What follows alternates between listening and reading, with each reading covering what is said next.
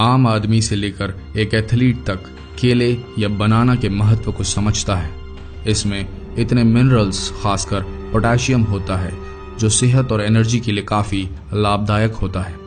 पर इस मीठे फल को चखने की जल्दबाजी में हम कुछ भूल जाते हैं। हम भूल जाते हैं इन केलों पर लगे दाग धब्बों को, खासकर इन सफेद धब्बों को। अगर केले पे ये धब्बे दिखें तो ये केला एक स्वादिष्ट और स्वास्थ्य के लिए लाभदायक फल से एक खतरनाक चीज में तब्दील हो जाता है। तो आखिर क्या होता है इन सफेद धब्बों के पीछे, इन व्हाइट पैचेस के पीछे? ये वीडियो अंत तक देखें और जितना हो सके शेयर करें, क्योंकि हो सकता है आप किसी को नुकसान होने से बचा पाएं।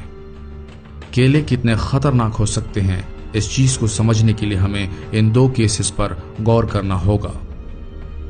केस नंबर 1, सन 2013 इंग्लैंड। एक 29 साल की युवती स्टोर में जाती है और वहां से केले खरीदकर घर ले आती है, बिल्कुल वैसा ही जैसा हम आप करते हैं। उस युवती को इन केलों पर कुछ सफेद रंग के पैचेस या धब्बे दिखते हैं, पर जैसा कि हम सब करते हैं, युवती धब्बे वाली जगह को काटकर बाकी केला खाने की कोशिश में रहती है और ये उस युवती की सबसे बड़ी भूल साबित होती है। युवती को लग रहा था कि ये सफेद धब्बा एक आम मोल्ड या हिंदी में कहें तो आम फफूंदी होगी, लेकिन ऐसा था नहीं। उस सफेद धब्बे के पीछे कुछ और ही छिपा था।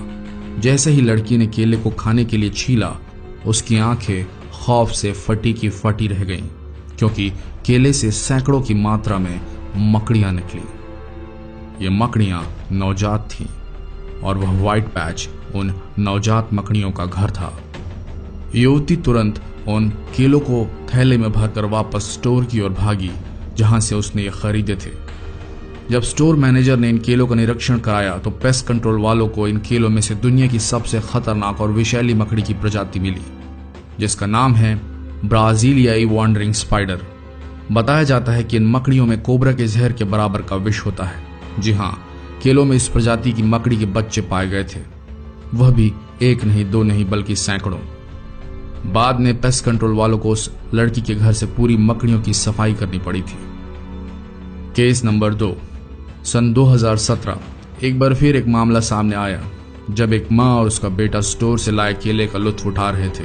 तभी जब एक केले को छीला गया तो उसके पास एक व्हाइट एग सैक सा दिखा। जी हाँ, ये उन्हीं व्हाइट पैचेस की तरह था जिनका हमने पिछले केस में जिक्र किया था। फिर क्या था, वो एग सैक फटा और उसमें से मकड़ियां निकलकर उस औरत के हाथों और चेहरे पर चलने लगी थी। पर वे खुशकिस्मत थीं, क्योंकि ये मकड़ियां नवजात थीं और इनमें विष कम होता है। जांच में पाया गया कि ये मकड़ियां भी ब्राजीलियाई वॉन्डरिंग स्पाइडर्स थीं।